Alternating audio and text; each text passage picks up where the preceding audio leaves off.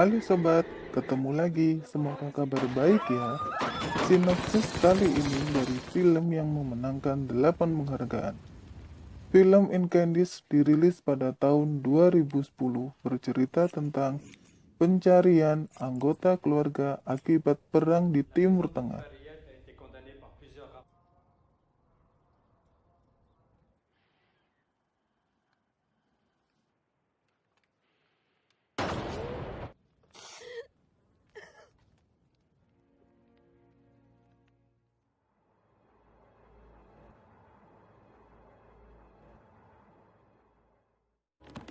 Siang itu, arsip wasiat bernama Nawal Marwan dibuka oleh notaris Jan Lebel yang berkantor di Kanada.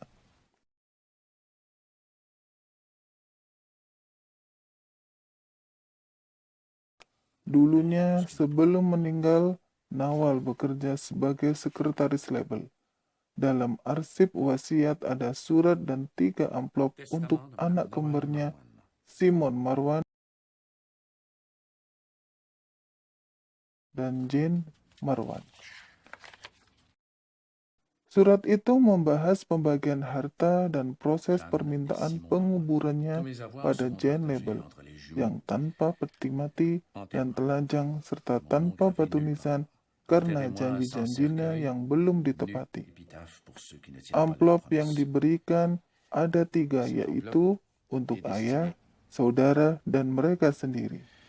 Akan tetapi, surat untuk mereka berdua akan diberikan jika surat untuk ayah dan saudara mereka telah diselesaikan.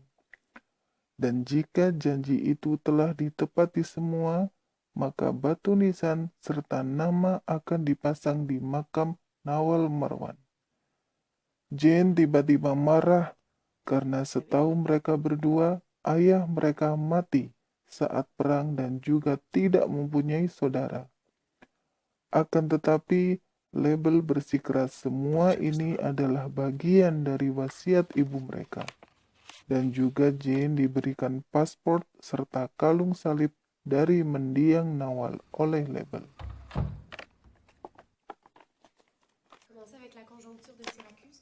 Jane yang bekerja sebagai wakil dari seorang pengajar yaitu Profesor Neve Cohen akhirnya mendapat titik terang setelah Jane ingat bahwa ibunya dulu kuliah jurusan bahasa Prancis di kota Dares.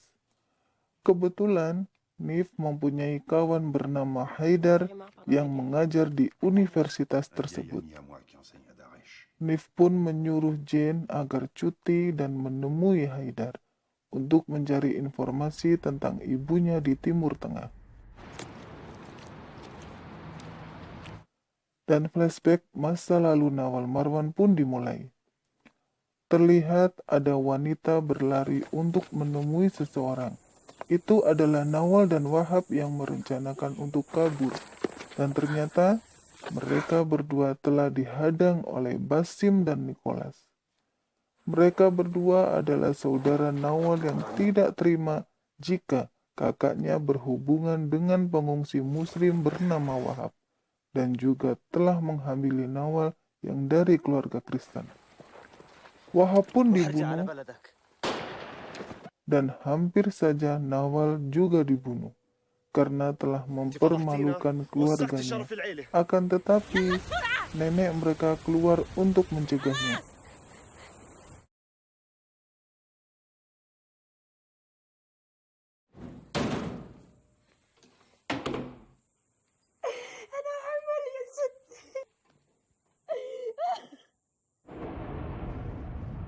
Sembilan bulan pun berlalu, dan Nawal akhirnya melahirkan bayi laki-laki dan oleh neneknya diberikan tanda 3 titik di kakinya agar suatu saat Nawal mengenalinya.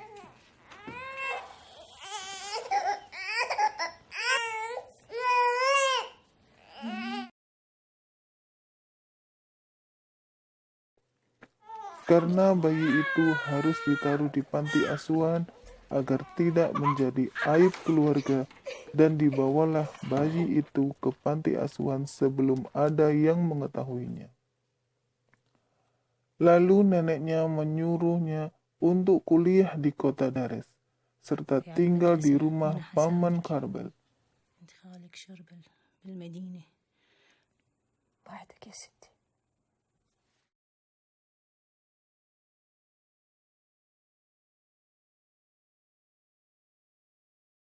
Sepuluh tahun berlalu, Nawal yang masih ikut paman Karbel menentang pemerintahan karena mendukung milisi nasionalis Kristen. Meskipun Nawal sendiri juga Kristen, dia tidak setuju karena milisi nasionalis memerangi dan membunuh para pengungsi Muslim. Kemudian meletuslah perang saudara antara milisi nasionalis dan kelompok Muslim. Nawal pun khawatir karena daerah selatan, yaitu daerah tempat tinggal nenek dan tempat panti asuhan anaknya dititipkan juga ikut diserang. Lalu pada pagi hari Nawal pun berangkat.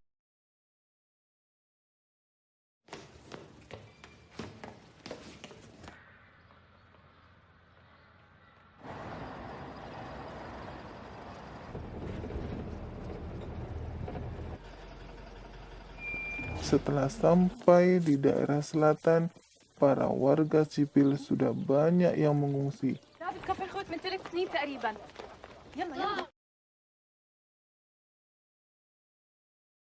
Dan ketika melihat rumah nenek dan panti asuhan sudah hancur porak-poranda, Nawal pun menangis sejadi-jadinya.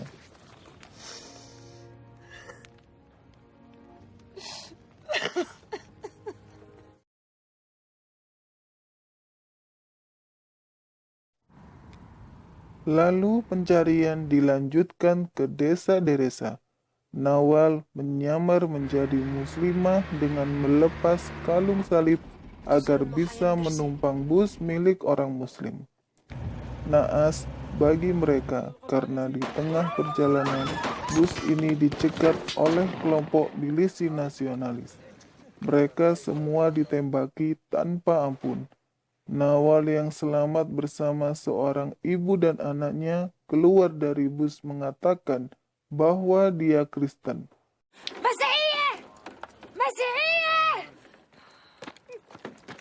Nawal yang kasihan pada anak itu mengambil dan mengakui sebagai anaknya. Lalu kelompok tersebut menembaki kembali bus sampai meledak, dan anak kecil itu terlepas dari gendongan Nawal, berlari menuju bus yang terbakar dan langsung ditembak dari belakang.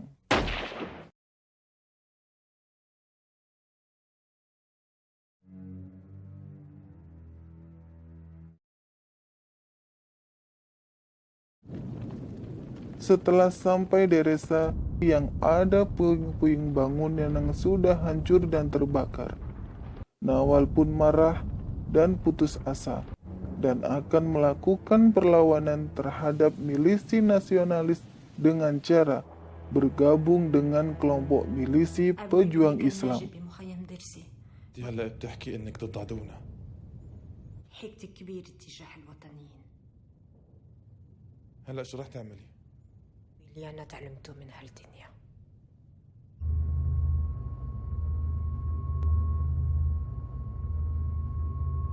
Dengan berbekal ilmu dan kefasihannya dalam berbahasa Prancis, dia diselundupkan ke rumah pemimpin milisi nasionalis sebagai guru bahasa Prancis untuk mengajar anak pemimpin tersebut.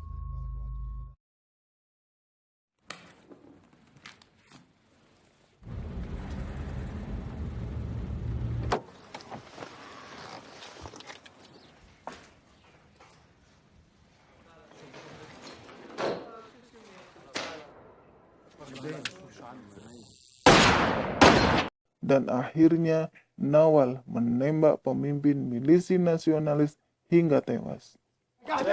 Akibatnya, Nawal dijatuhi hukuman 15 tahun di penjara Kafariat. Penjara ini penjara yang kejam, penuh dengan siksaan dan pemerkosaan. 10 tahun telah berlalu. Nawal dikenal sebagai wanita yang bernyanyi. Nawal melakukan itu untuk meneguhkan hati dan mengalihkan perhatian dari jeritan-jeritan narapidana lain yang disiksa.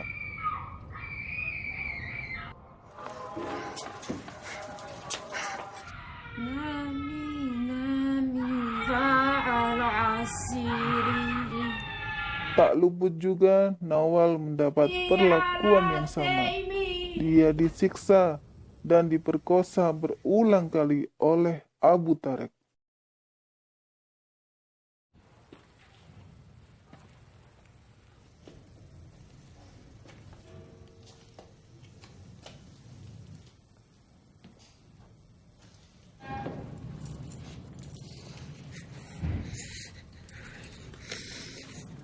غني هل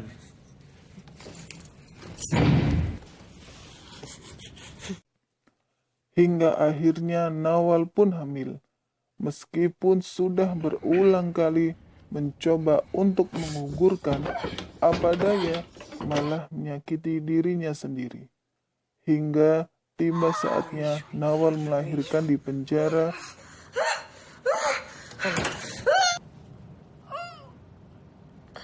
Dan